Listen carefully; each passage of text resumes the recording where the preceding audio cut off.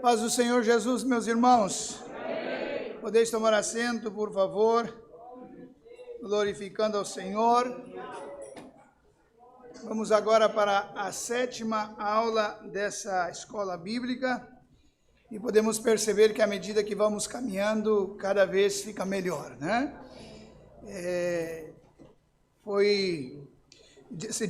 Digo que a vida do cristão, né, melhor está por vir. Melhor é o fim do que o começo, né?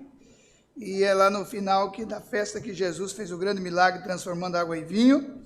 Então o melhor, acreditamos que o Senhor sempre terá para nós. Glórias ao Senhor Jesus. Estou muito feliz por estar participando e me alimentando da palavra do Senhor. Meus irmãos, temos um desafio essa tarde que é não dormir, né? Depois do almoço, você se escora aí, não pode dormir. Você vê que o teu irmão começa a dormir, irmãos, ajuda ele, né? Desperta ele e vamos aproveitar essa grande oportunidade que temos de meditar na palavra do Senhor Jesus. Na primeira aula que tivemos, abra a tua primeira atualização, na página número 7. A página número 7. Na primeira aula nós tivemos falando sobre algumas características da igreja do primeiro século e vimos que em muitos contextos cristãos, muitas dessas características se perderam, né? E também ontem falamos sobre as causas do baixo nível do discipulado e apontamos algumas causas, como o esquecimento do chamado principal. Nos envolvemos em tantas tarefas do dia a dia e acabamos esquecendo de priorizar a questão do discipulado.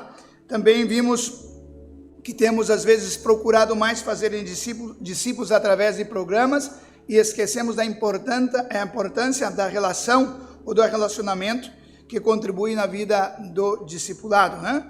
E também temos muitas vezes reduzido a vida cristã aos benefícios que Jesus nos dá, ou a vida eterna. Pensamos que se logramos pregar o evangelho a ponto de as pessoas compreenderem e renderem-se a Cristo, que já alcançamos o objetivo final, quando na realidade somente começamos, né? Também a dificuldade que temos de chamar as pessoas para discipular, de conviver com elas. Estava conversando com o irmão um pouquinho antes, que tivemos a oportunidade de passar pelo menos um ano, todos os dias, de segunda a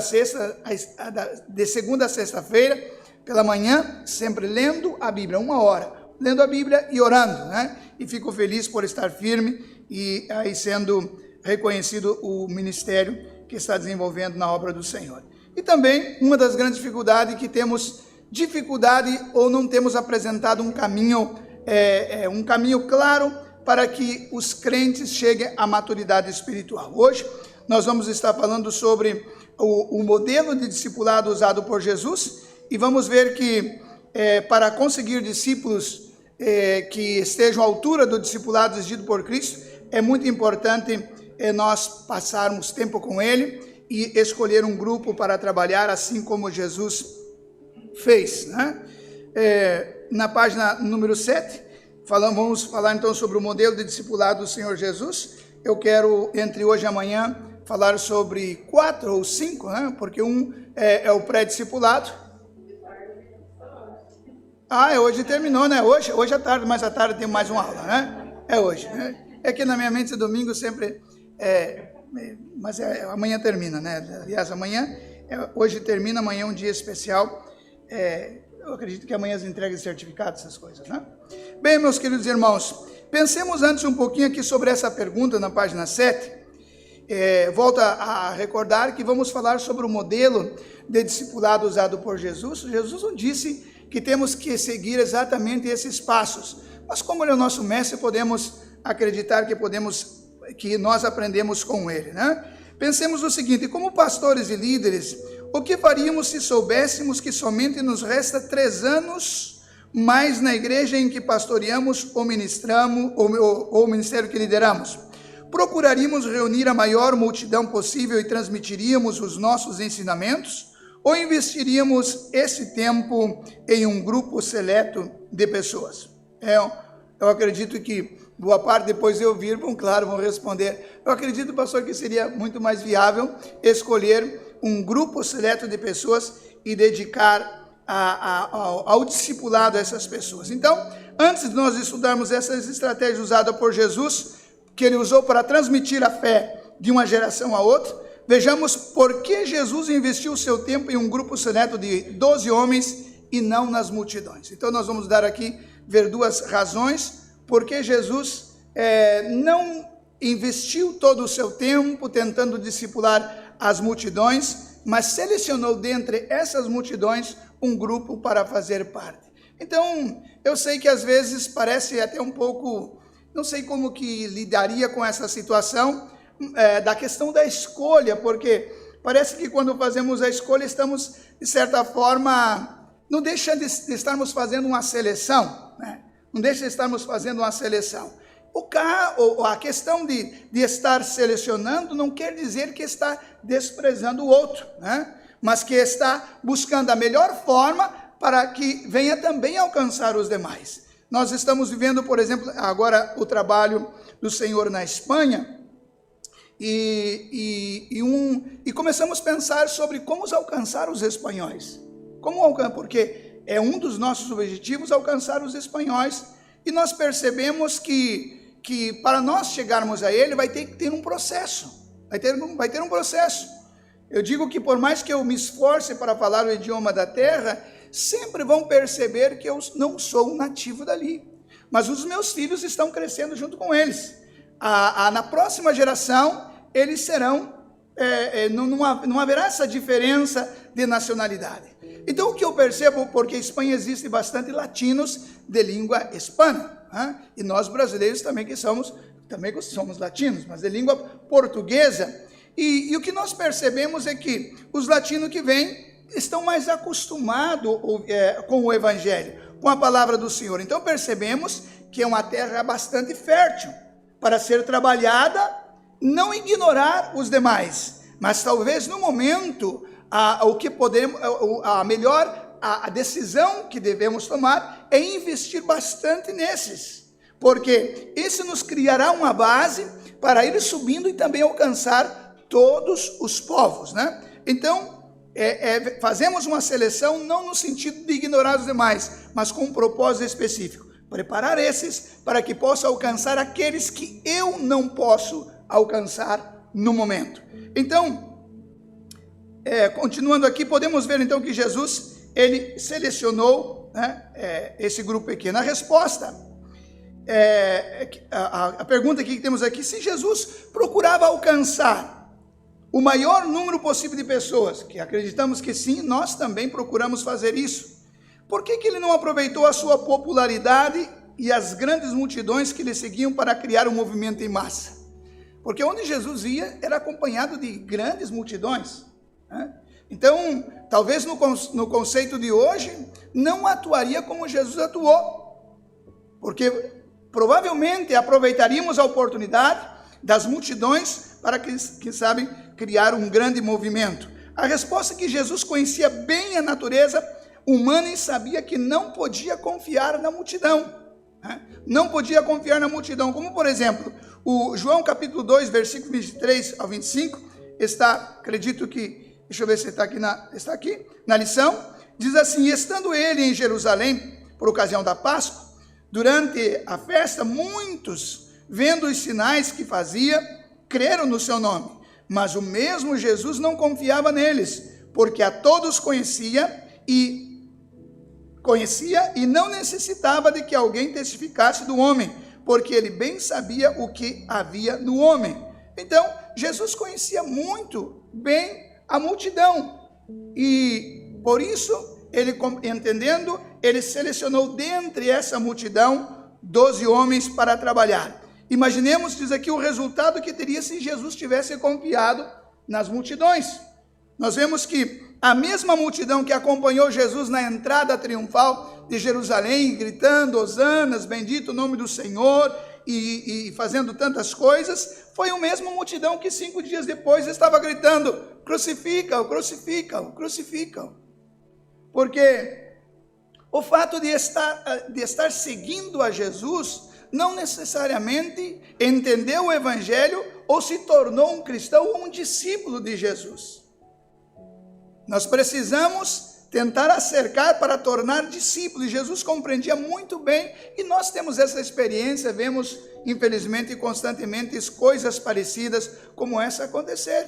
Pessoas que aparentemente professavam a fé cristã, a fidelidade, louvavam aquilo que nós defendíamos, mas de repente, quando as coisas apertaram um pouquinho, eles desistiram. Então, portanto, para garantir que a fé passe de uma geração para outra, é necessário que os crentes interiorizem a mensagem de Cristo, né? E Jesus tinha essa ideia, que ele queria que os discípulos não somente que os discípulos interiorizassem a mensagem e a missão dele, né? Compreendesse a mensagem que Jesus queria transmitir e tomasse aquela causa, a missão para si.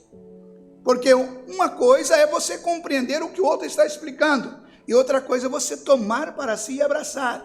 E isso é muito importante, conviver. Então, vemos aqui a razão, uma da razão aqui de Jesus ter escolhido um grupo e não a multidão, é porque Jesus tinha esse propósito de interiorizar, colocar dentro do coração dos discípulos a sua mensagem e a sua missão. Ele sabia que tinha aproximadamente 3 anos e pouco de tempo para ministrar, e nada adiantaria então ele se esforçar tanto com a multidão e depois que terminasse o seu ministério não tivesse quem desse o prosseguimento. Então, a primeira razão de Jesus ter escolhido 12 homens e não a multidão foi porque ele queria que a sua mensagem, a sua missão fosse interiorizado no coração dos discípulos. A segunda razão, nós podemos ver que é a questão da multiplicação.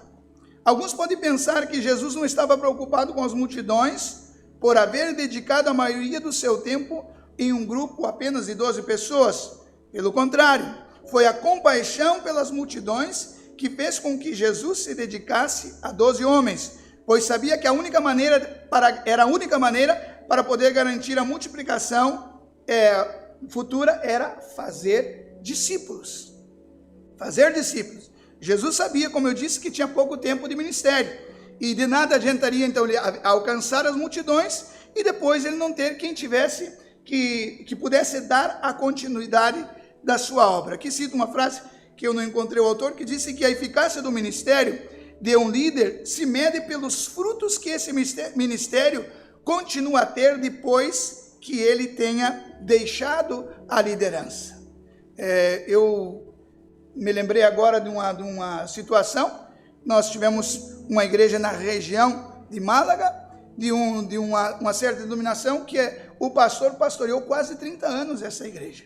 E quando chegou o pastor, o momento que chamaram a senha dele, ele foi, né? E agora não tinha quem substituísse ele. Não tinha, a igreja ficou sem ninguém, então teve que entrar um outro ministério e entregar a congregação para um outro pastor, porque não tinha um discípulo para dar prosseguimento. Então, é muito importante pensarmos que se Jesus me chama agora, a igreja vai prosseguir.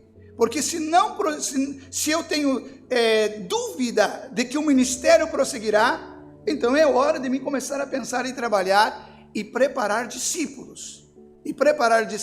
Então, a razão dessa multiplicação, outra razão, a segunda razão, é a questão da multiplicação. Jesus, sim, estava interessado com as multidões. Por isso, ele se dedicou num grupo, para que a hora que ele pudesse, que ele saísse, que ele cumprisse com a sua tarefa, esses continuassem fazendo o seu trabalho. E deu certo, né? Aqui estamos nós. Deu certo. E se deu certo, podemos continuar fazendo, que continuará dando certo. Né?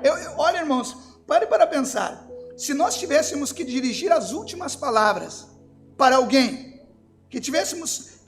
sabemos que agora vamos partir, quais são os conselhos que nós daríamos? Se prestamos atenção na segunda carta de Paulo a Timóteo, que ele se despede, ele está dizendo que sabe que vai partir, veja os conselhos que ele dá para Timóteo.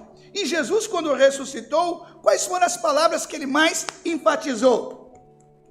Ele deixou muito claro, deixou muito claro, eu tenho todo o poder, tenho todo o poder no céu e na terra, vocês são os meus escolhidos, e vocês têm que ir e fazer discípulos de todas as nações, e eu estou com vocês. E também dentre isso, depois ele disse, olha, tudo bem, mas vocês não saiam daqui de Jerusalém, espera um pouco, porque eu vou para lá, e eu vou enviar o Espírito Santo, e vocês, quando o Espírito Santo vier sobre vocês, vocês vão ser revestidos de poder, então vocês poderão cumprir com a minha tarefa. Glórias ao Senhor Jesus por isso. Então, alguns valorizam mais ganhar almas do que fazer discípulos. O evangelista trabalha com a soma e o discipulador trabalha com a multiplicação. Eu trouxe aqui uma projeção aqui. É muito interessante porque, por exemplo, nem todos os trabalhos nós desfrutamos ao mesmo nível. Por exemplo, quem gosta, há pessoas que gostam muito de pescar o peixe, né? Eu, por exemplo, gosto muito de pescar. É maravilhoso, nos causa prazer de estar lutando e saber que conseguimos vencê-lo. Trouxemos, tiramos da água, vencemos. Mas depois não temos o mesmo prazer de limpar o peixe, né? Geralmente ele tem não vou dizer que é ruim, mas nem todos gostam, né? Mas depois, quando você vai comer ele também é saboroso. Então a responsabilidade do pescador é não somente vencer e tirar o peixe, mas limpar ele também, e preparar para que se sirva de alimento, no bom sentido, é claro, né? Então, veja que é muito importante ganhar alma, e é um ministério, evangelista está na Bíblia, né? É um ministério, a obra do Senhor necessita desse ministério, e é um ministério que, digamos assim, visado por muitos, e até mesmo aplaudido, vamos dizer assim, quando sabemos que tem uma pessoa que tem a facilidade de ganhar almas, isso é maravilhoso, a igreja precisa disso. Mas a igreja também precisa de pessoas que peguem essa alma que veio para Jesus, cheio de tantas coisas que não agrada ao Senhor, e comece aos poucos fazendo a limpeza pela palavra do Senhor. É a palavra do Senhor, você não precisa estar preocupado em querer fazer mais nada, a não ser começar. Se não sabe muito explicar, simplesmente leia juntamente com ele. Comece a orar junto com ele. E a palavra vai fazendo o trabalho. Jesus disse para os discípulos, vocês já estão limpos pela minha palavra. Vocês já estão limpos. Então, é importante o trabalho do evangelista, mas também é indispensável o trabalho do discipulador. Olha, o ser humano é uma das criaturas criadas por Deus, nós, claro que de uma maneira diferente.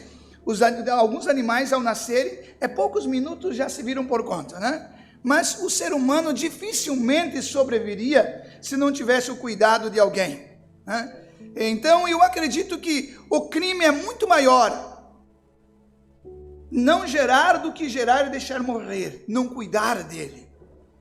E esses filhos, irmãos, não são nossos, são heranças do Senhor. Se nós não podemos fazer nada por sua salvação, Jesus já realizou na cruz, nós simplesmente apresentamos, e quando essas pessoas são alcançadas pela graça do Senhor, nós devemos abraçá-lo e cuidá-lo. É claro que alguns dão mais trabalho que outros, alguns nos causa prazer em discipular, porque só vemos crescer, avançar, outros retrocedem, mas precisam ser cuidados também. Vamos ver aqui, vejamos então a projeção da diferença do trabalho realizado por um evangelista e o trabalho realizado por um discipulador por um período aproximadamente de 16 anos.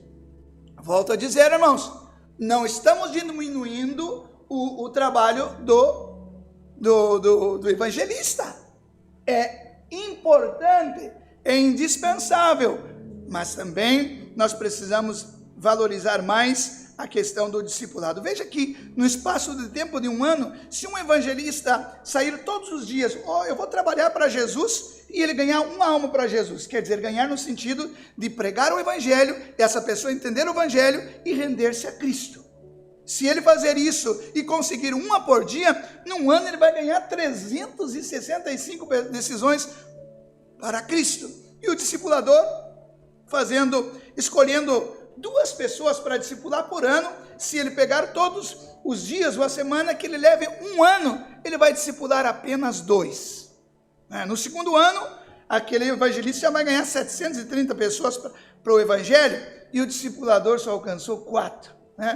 No 4º ano, o evangelista está lá 1.000 por hora lá na frente, 1.460 almas para Cristo, e o discipulador está apenas com 16. Para pensar, irmão, se você está trabalhando, vendo a igreja do evangelista, que com 4 anos está com 1.460 membros, e a tua está com apenas 16, não é uma tentação você começar a usar o ministério do outro?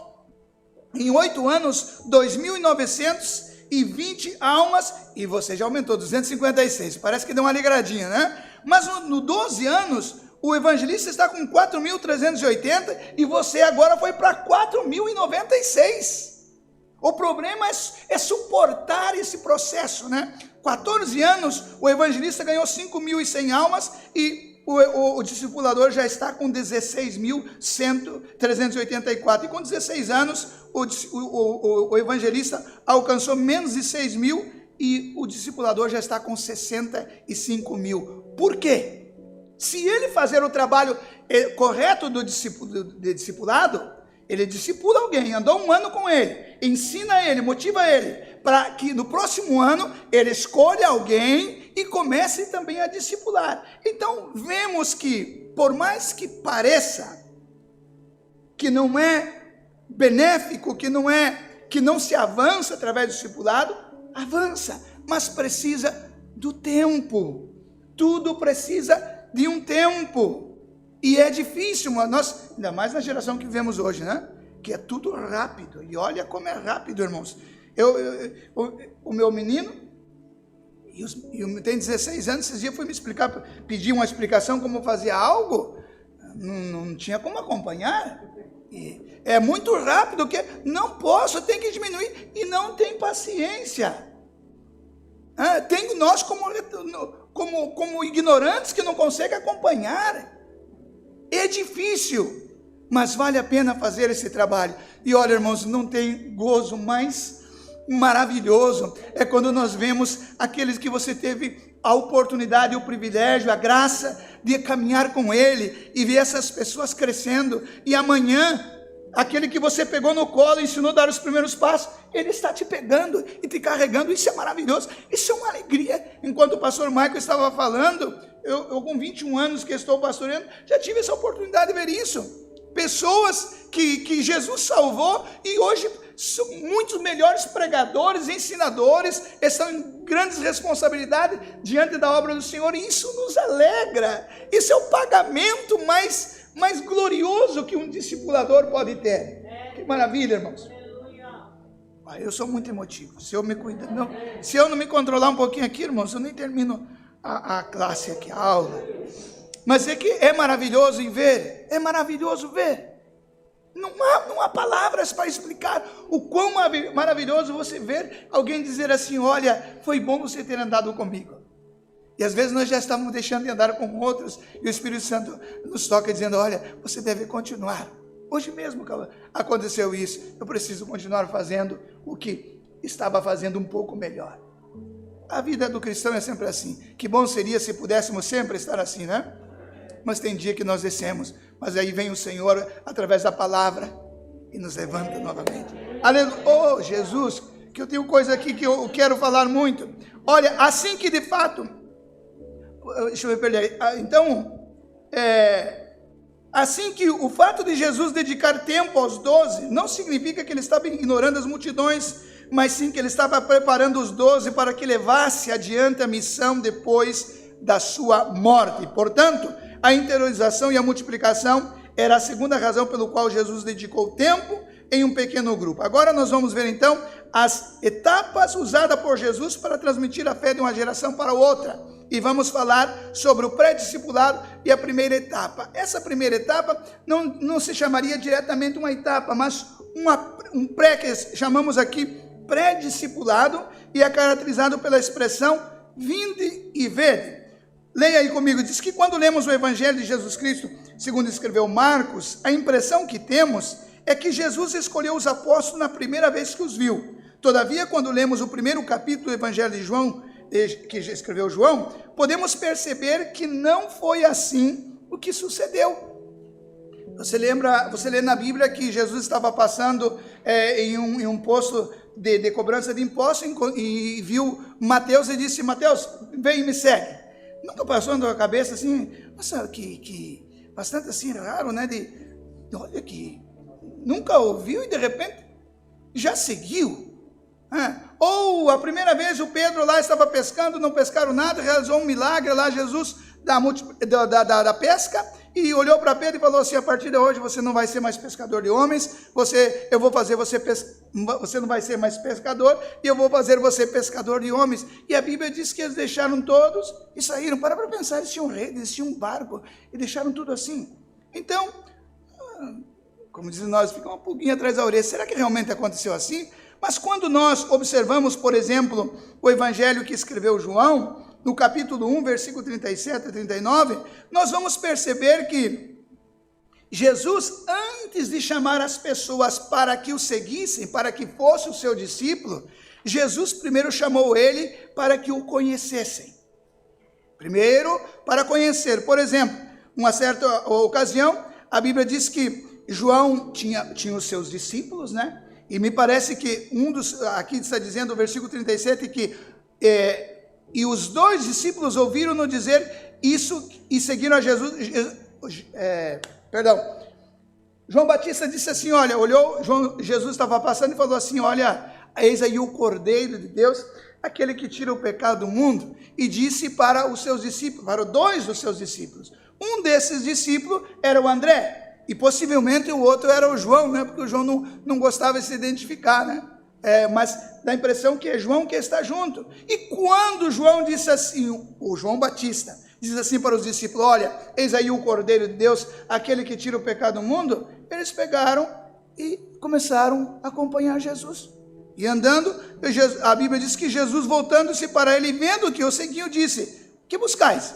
E eles disseram, Rabi, que traduzido quer dizer o mestre, onde você mora? E Jesus disse assim, vem e vede. E foi, e levou Pedro até Jesus, e quando chega para Jesus, Jesus disse assim, olha, você é Simão, Simão, né? Você não vai ser mais chamado, trocou o nome dele lá, né?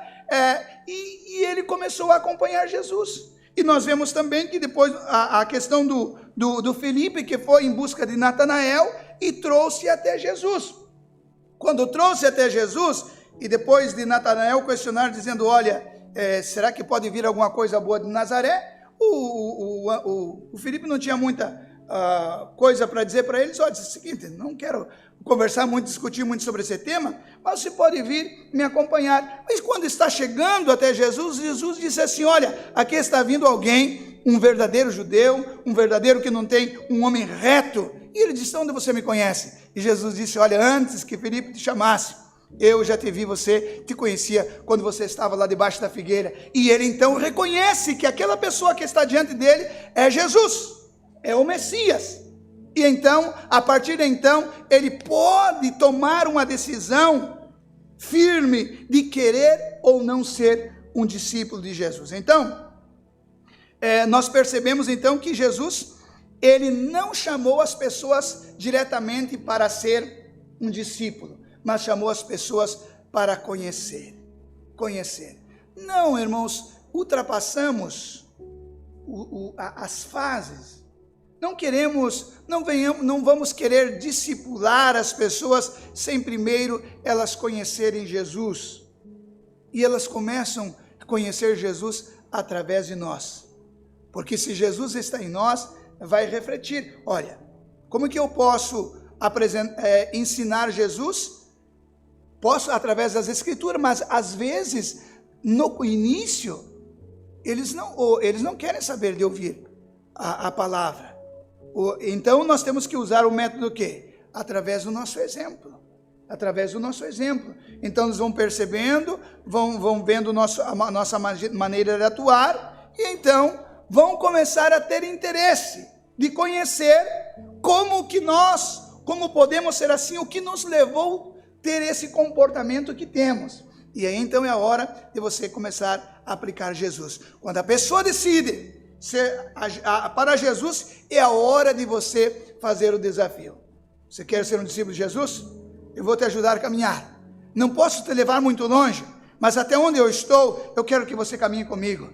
E de repente tem alguns discípulos, uns discípulos que são tão ágeis, que é pouco tempo que ele já alcançou o teu nível. E é hora de você acercar outros, de chamar outros, né? Para ajudar no crescimento desse discípulo. Glórias ao Senhor. Então, ficamos com isso. É muito importante, primeiro, de exigirmos que a pessoa seja um discípulo, começar pelo pré-discipulado. Também eu gostaria de enfatizar que, veja que a iniciativa não foi de Jesus, mas foi das outras pessoas. Foi das outras pessoas que acabaram conhecendo a Jesus, no caso aqui o João Batista, e através de outros. Então nós vemos a importância de nós que já conhecemos, estar fazendo a nossa parte, Poderíamos dar o exemplo da mulher samaritana, que ela reconheceu que quem estava diante dele era o Messias, não tinha muito argumento para convencer o seu povo, mas disse assim: olha, vocês venham e vê e tiram as suas próprias conclusões. E a única mensagem que essa mulher transmitiu foi: venham e vejam um homem que disse tudo quanto tenho feito, e colocou entre interrogação: porventura não é esse o Cristo? E eles vieram, e depois que ouviram, eles mesmos começaram a testificar para a mulher e dizer: olha, agora nós sabemos que esse realmente é, não somente pelas palavras que você nos disse, mas nós temos ouvido e temos plena certeza de que esse é o Messias, ok? Agora, irmãos, veja, vamos para a primeira etapa. Nessa primeira etapa, Jesus se apresenta como exemplo vivo. É caracterizado pela expressão: eu faço e vocês observam. A primeira etapa, eu faço e vocês observam como eu faço. Eu estou vendo que eu estou aqui com a minha. Deixa eu aproveitar aqui para tirar minha presença também, né? Que eu sei que vai passar por aí. Então veja bem uma coisa. Na primeira etapa, Jesus é o exemplo vivo. Os discípulos não têm participação, somente observam o que ele faz. E através da observação que eles começam a absorver a sua mensagem e o seu ministério. Então, depois que eles conhecem a Jesus, Jesus desafia eles para ser os seus discípulos. Em uma ocasião, alguém estava acompanhando Jesus e até disse: nós te seguiremos para onde você for. Jesus explicou bem como que era a situação, e sempre aqueles que decidiam seguir, ele exigia nada menos que a renúncia de todo. Então, não podemos aceitar entrar nessa escola do discipulado sem estar disposto de renunciar tudo o que temos, né? Na verdade, essa renúncia deve estar no nosso coração, e quando necessário for, exteriorizar. Porque é muito fácil dizer que deixamos tudo, mas na hora que às vezes somos desafiados a deixar, que é o problema. Nós vivemos, estou falando isso como uma testemunha viva, como experiência, porque há muito tempo apoiei que enviasse. Isso mesmo, manda ele. Acho que é a pessoa adequada, né? Maravilha, vai, é ele mesmo. Mas chegou o momento de os outros apontarem para mim: é ele, né? Então, chegou a hora de colocar em prática aquilo que eu tinha dito. Olha, eu tomei decisão, quero ser um discípulo de Jesus, né? Então, é muito fácil levar as pessoas a querer assumir esse compromisso, mas o difícil é nós mesmos, né? Então, veja bem uma coisa aqui comigo. Quando tomamos como exemplo aos primeiros capítulos de Marcos, podemos ver que o evangelista destaca 3 características da pessoa de Jesus que os discípulos estão a observar. Veja bem comigo aqui. Primeiro, os discípulos estão a observar a autoridade de Jesus. Eles se convencem de que Jesus é o Messias, mas ainda não tem argumento suficiente para provar a outros que Jesus é o Messias. E esse é um problema sério, porque sabemos que o conhecimento há fases distintas. Eles tinham certeza de que Jesus era o Messias, mas se tivesse que explicar as razões pelo qual chegou a crer que Jesus era o Messias, talvez não tivesse muito. Então agora, Jesus é o exemplo, e eles estão observando a autoridade de Jesus. Capítulo 1, versículo 21 e 28 de Marcos, nós vemos que eles estão observar a autoridade que Jesus demonstra ter sobre os demônios. Na cura do endemoniado em Cafarnaum, a Bíblia diz que Jesus estava entrando em Cafarnaum, e era num dia de sábado, e ele estava indo à sinagoga, e estava ensinando na sinagoga. E o povo começou a maravilhar-se da doutrina que ele ensinava, porque percebia que ele ensinava de uma maneira diferente dos escribas. E naquela sinagoga estava um homem, que a Bíblia diz que tinha um espírito imundo, e o qual começou a exclamar e dizer: que temos contigo, Jesus Nazareno? Vieste destruir-nos? Bem sei que és o Santo de Deus. E a Bíblia diz que Jesus repreendeu e disse: cala-te e sai dele. E todos se admiraram, depois do demônio sair, a ponto de perguntar assim: o que é isso? Que doutrina é essa? Pois com autoridade ordena, e os espíritos imundos, e eles lhe obedecem. E os discípulos que estão andando, estão observando: esse homem não nos falou nada, mas tem autoridade sobre os demônios. E aí já começa a abrir o coração. Irmãos, quando nós realmente reconhecemos que Deus está na vida de alguém, nós não temos dificuldade de parar para escutá-lo, porque sabemos que Deus está na vida dele. E eles começaram a observar: este homem tem autoridade sobre os demônios, e possivelmente deveriam ter tido experiências que não agradáveis, mas agora tem alguém que manda. Não somente, é interessante que esse endemoniado, a Bíblia diz que ele chegou e começou a dizer: vieste destruir-nos? Bem sei que és o Santo de Deus. Então eles estão observando que até mesmo os demônios estão afirmando que Jesus é o Messias, o prometido pelos profetas. Então isso eles estão observando, e se fosse eu ia dizer: maravilha, estou no caminho certo, esse é o mestre que eu quero. Lembrando que nesses dias era muito comum as pessoas procurar um mestre para seguir. Então, vemos também o exemplo do endemoniado de Gadara, o endemoniado gadareno, em Marcos capítulo 5, versículo 1 ao 20, a Bíblia diz que fala que essa pessoa era terrivelmente endemoniada, que andava de noite e de dia pelos montes, clamando, e pelos sepulcros, inferindo-se a si mesmo. Tentaram de todas as formas prender com correntes e cadeia, e a Bíblia diz que a força era extrema, que despedaçava tudo que tinha, e ninguém podia amansar aquele homem. Mas quando Jesus chegou lá, a Bíblia diz que ele saiu e veio ao encontro, versículo 7 diz: e clamando com grande voz e dizendo: que tenho eu contigo, Jesus, filho do Deus Altíssimo? Conjuro-te por Deus que não me atormente. Então, mais uma declaração. Talvez você pensar: mas será que essa pessoa falou a verdade? Agora vem numa outra circunstância, outra situação, muito aparentemente, humanamente falando, mais difícil. E esse homem, que ninguém podia segurar, que ninguém podia dominar, controlar, ele espontaneamente vem, porque as pessoas fugiam dele, mas esse veio até o encontro de Jesus, e a Bíblia diz que se prostrou, adorou. Essa adoração não é no sentido de dar glória a Deus, mas reconhecer que quem estava diante dele era uma pessoa de autoridade, e reconheceram, e os discípulos ficaram espantados ao ver tudo isso, e o que Jesus fez. Porque logo que expulsou, a Bíblia diz que ele voltou em plena consciência, e a primeira coisa que fez, disse: por favor, me deixa eu seguir, eu quero acompanhar você. É isso que acontece, irmãos, quando a pessoa está convicto da pessoa de Jesus. Ele quer seguir. Não tem como não querer andar com Jesus quem conhece ele. Oh, aleluia. Não há como, irmãos. Não há como. Nós somos aprisionados por esse amor de forma tal que às vezes até tentamos fugir dele, né? Mas esse amor vai e nos traz de novo, e nós somos aprisionados por esse amor, e ao mesmo instante estamos livres. Nós somos aquele prisioneiro livre e que amamos esse aprisionamento, que queremos estar preso cada dia mais. Mas Jesus disse assim: olha, você pega e vai aí e começa a anunciar para os teus o que o Senhor fez. E a Bíblia diz que ele anunciou em Decápolis, nas cidades, e começou a fazer a obra porque estava convicto.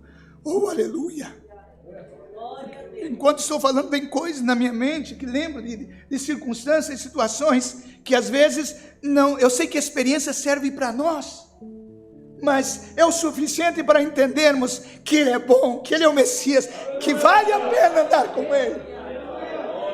Glória a Deus. Aleluia. Então, os discípulos estão observando a autoridade de Jesus sobre os demônios. Os Jesus estão observando a autoridade de Jesus sobre o pecado. Irmãos, o pecado é um problema sério. E Jesus demonstra essa autoridade, por exemplo, em Cafarnaum também, quando trouxeram, obrigado irmãos, trouxeram um paralítico, né? 4 homens trouxeram Jesus. Alguém soube que Jesus estava ali na casa ensinando e se acercou tantas pessoas, e quando trouxeram o paralítico não tinha como colocar, vocês sabem, subiram para o telhado, colocaram a pessoa na presença de Jesus. Jesus olhou para a fé dele e disse: perdoado te são os teus pecados. Aquele homem veio para ser curado. Veja que já estavam conhecendo o poder de Jesus e começaram a razoar. Os discípulos estão observando. Você não vê a manifestação dos discípulos, não vê ele falar nada, começa só a observar. E Jesus, a Bíblia diz que percebendo, conhecendo que eles estavam murmurando, não de fala, expressando, mas no coração. E Jesus diz assim: por que vocês estão murmurando no coração, dizendo que eu estou blasfemando, porque só tem poder Deus para perdoar pecados? Qual é mais fácil, dizer a esse paralítico: perdoado te são os teus pecados, ou dizer levanta e anda? Bem, se tivesse que responder, eles iam dizer assim: olha, é muito mais fácil dizer para ele: perdoados te são os teus pecados, porque nós não podemos ver isso acontecer. Agora, difícil é você mandar esse homem andar, mas eles não falaram. Aí Jesus disse: olha, para que vocês saibam que o Filho do Homem tem poder na terra para perdoar pecados, disse ao paralítico: toma a tua cama, levanta, vai para casa. E a Bíblia diz que o temor veio todo eles e glorificavam a Deus. E os discípulos estão atentos. Aleluia. Glória a Deus. Eu paro para pensar, irmãos, o que os discípulos conversavam entre eles quando Jesus não estava junto. Encontramos, que privilégio, eu quero andar com esse homem, eu quero fazer o que ele faz. Mas ainda estavam aprendendo, somente observando a autoridade. Observava a autoridade que Jesus tinha sobre o sábado. O sábado, a Bíblia diz que Jesus que estava demonstra que a autoridade sobre o sábado, manifestando ser Senhor do sábado. A Bíblia diz em Marcos 2, 23 a 28, que aconteceu que Jesus estava passando um sábado pelas searas, e os seus discípulos estavam caminhando com ele e começaram a colher espigas. E os fariseus disseram: você vê? Por que fazem no sábado o que não é lícito? Mas Jesus disse para ele: olha, vocês não leram o que fez Davi, quando estava ele com necessidade, e ele teve fome, e também aquelas pessoas que estavam com ele. Ele entrou na casa de Deus, e ele comeu o pão que era digno somente do sacerdote.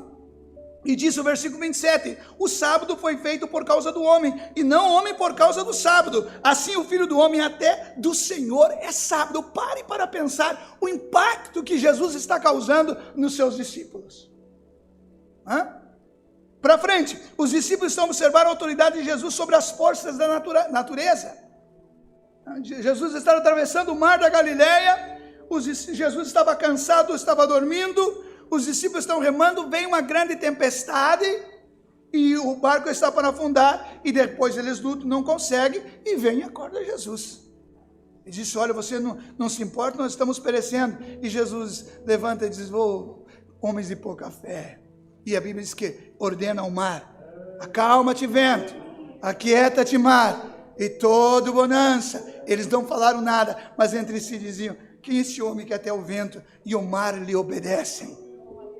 Irmãos, quem que não quer andar com um mestre como esse? Pois é o mestre que temos, é o mestre que as pessoas precisam saber. Olha, depois que eles conhecerem esse mestre, não importa mais se você quer ser mestre discipulador dele, ele vai querer andar com esse mestre. Os discípulos estão observando a autoridade de Jesus sobre as enfermidades, a cura do leproso. Marcos 1, 40, 45 diz que aproximou dele um leproso e rogou dizendo: olha, de joelho, e disse: olha, se você quer, você pode tornar-me limpo. E Jesus, movido de grande compaixão, e os discípulos estão observando, estendeu a mão e tocou e disse assim: quero, seja limpo. E tendo eles dito isso, logo a lepra desapareceu e ele ficou limpo. Os discípulos estão com a boca aberta. quem é esse homem, meu Deus, que está fazendo tudo isso? Então estão sendo impactados, os discípulos estão observando a autoridade de Jesus sobre a morte. Irmão, se você lhe prestar atenção nem em Marcos, os discípulos não falam nada, estão quietinhos, somente observando. Jesus cura a mulher do fluxo de sangue. Os outros estão dizendo, olha, não adianta mais incomodar, porque já morreu, essa menina já morreu, não tem mais como. Mas Jesus disse assim, não morreu não, está dormindo, você só cria somente aqui, já tranquilo. Chegou lá e disse, olha, ninguém entra, só nós aqui vamos entrar. O Pedro e o Tiago e o João parece que entrou junto, né? Porque é o que estavam crendo, e nem os demais também não entraram. E Jesus disse assim, olha, Talita, te digo, levanta. E ela tomou pela mão e levantou, e os discípulos estão assim, sem compreender a grandeza daquele homem. Então, irmãos, eu tenho que terminar. Os discípulos estão observando a incompatibilidade entre a hierarquia religiosa e Jesus, porque alguns, não vou falar porque não tenho tempo sobre isso, e também sobre os discípulos estão observando exatamente a incompatibilidade entre a hierarquia e Jesus. Em outras palavras, os discípulos estão observando que as atitudes de Jesus eram contrárias ao conceito religioso das autoridades religiosas da época. Mas eu deixo só para vocês lerem aí. Então, para concluir, assim que a primeira etapa, irmãos, o discipulador é o exemplo a ser seguido. E ele não pede que os discípulos façam nada, somente estejam observando. Então, voltamos a recapitular. É importante não querer exigir um compromisso de seguir a Jesus sem ajudar essas pessoas a conhecer a Jesus. E ele começa a conhecer Jesus através de nós, que professamos ser discípulos dele.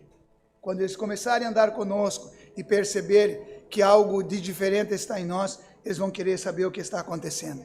E a hora de começar a falar é Jesus. E aí você começar a caminhar com ele, ver como Jesus está usando a tua vida para curar os enfermos, para libertar os oprimidos. E ele começa, eu também quero isso, e começa a andar. Então, concluindo esta aula, irmãos, nós vimos que a razão de Jesus haver dedicado maior tempo em um pequeno grupo e não nas multidões, foram porque ele queria interiorizar de maneira profunda a identidade e a missão no coração dos discípulos. Segundo, porque estava preocupado com a multidão, pois ele sabia que não adiantaria ele alcançar as multidões se depois que terminasse o seu ministério, ele não tivesse quem desse a continuidade. Também nós vimos que no início Jesus não obrigou, não chamou as pessoas para seguir, mas para que o conhecesse, E ao chamar para ser os seus discípulos, Jesus se coloca como exemplo a ser seguido, e nesta etapa, como disse, ele não pediu para que o seguisse, mas depois, nós vamos ver na próxima aula, que nós vamos prosseguir falando sobre essas fases ou etapas do discipulado, e vamos destacar que Jesus não somente nas outras fazia, mas também permitia que os discípulos participassem daquilo que ele fazia. Depois, Jesus também não somente ele fazia e dizia para os discípulos, dava oportunidade para os discípulos, depois Jesus mandava eles fazer e ficava observando, mas depois Jesus mandava ir e disse, eu vou com vocês. Amém?